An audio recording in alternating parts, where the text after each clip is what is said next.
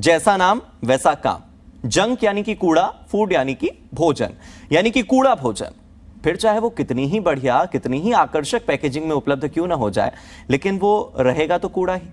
क्या आपने कभी यह सोचा है कि पैकेज्ड जंक फूड बनाने वाली कंपनियां लुभावनी और भ्रामक मार्केटिंग के दम पर ऐसा जाल बिछाती हैं कि उसमें बच्चे तो बच्चे, बड़े भी बड़े आसानी से फंस जाते हैं, अपने शरीर को जंक फूड का डस्टबिन बना लेते हैं।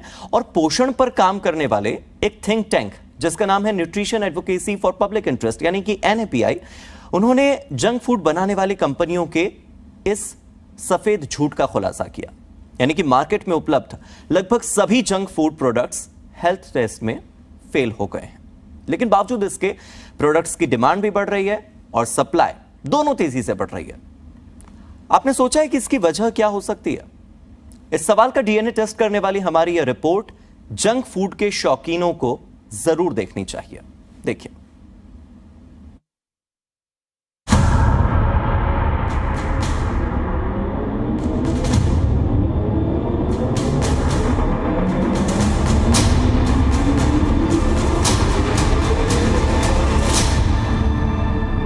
क्या आपके चिप्स में जरूरत से ज्यादा नमक है?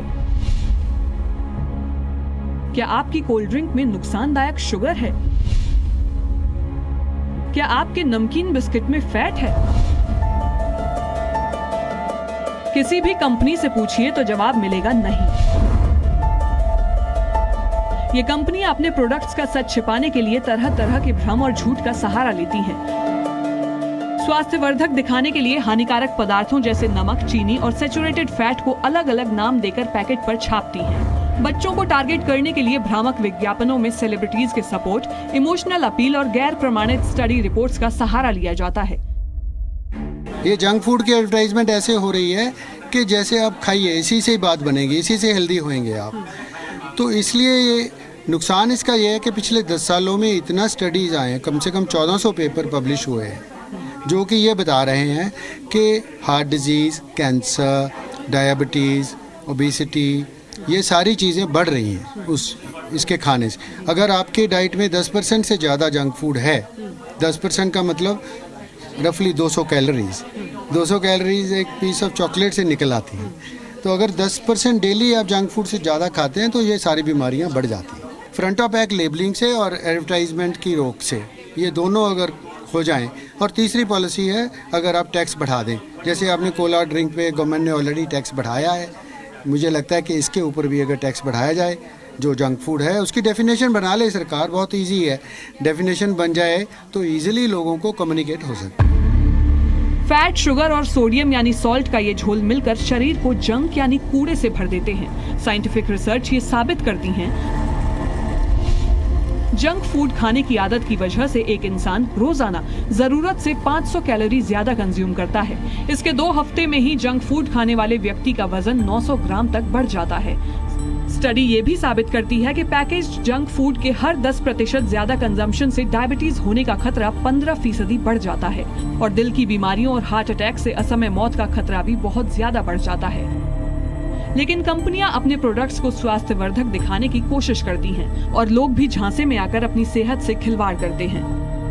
जब हल्के से भूख लगी, चिप्स ले ली, कोल्ड ड्रिंक ले ली, बस कोई दिक्कत नहीं है। हमें तो कोई नहीं लगता उसके साइड इफेक्ट्स कुछ होंगे, इतना भी बेकार नहीं लगते सर। खाते हैं, आपको पता है सेहत के लिए खतरनाक है। हाँ, फिर भी खा ही लेते हैं।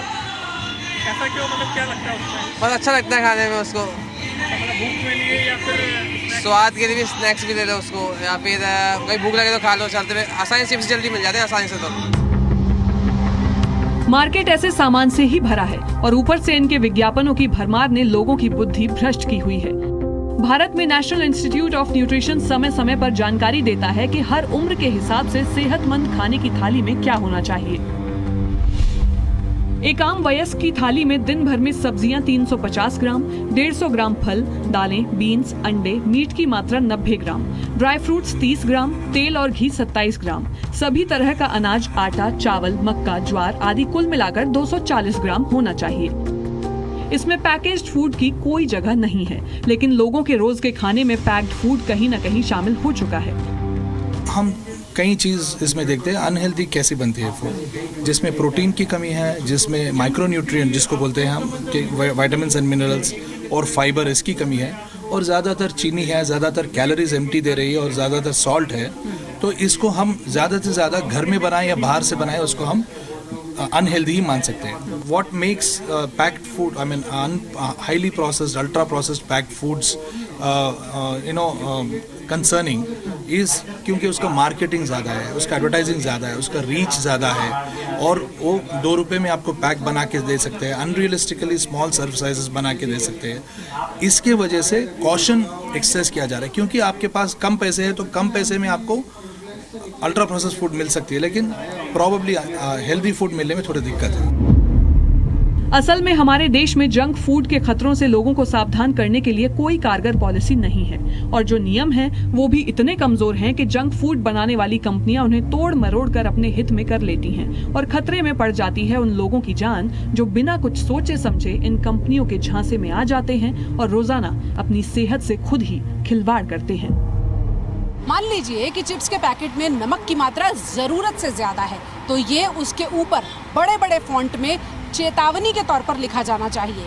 मान लीजिए कि बिस्किट के पैकेट में चीनी की मात्रा जरूरत से ज्यादा है, तो ये भी ऊपर बड़े बड़े फॉन्ट में चेतावनी के तौर पर लिखा जाना चाहिए कि सावधान, इसमें चीनी की मात्रा जरूरत से ज्यादा है। सैद्धांतिक तौर पर प्रशासन भी इस बात को मानता है कि ऐसा होना चाहिए। हेल्थ एक्सपर्ट्स भी कई बार आगाह कर चुके हैं कि जब तक लोगों को जागरूक नहीं किया जाएगा, भारत से लाइफस्टाइल वाली बीमारियां जाने का नाम नहीं लेंगी। लेकिन इस सिद्धांत को व्यवहार में बदलने में कितना टाइम लगेगा, ये कहना मुश्किल है। पूजा मक्कड़, जी मीडिया, दिल्ली।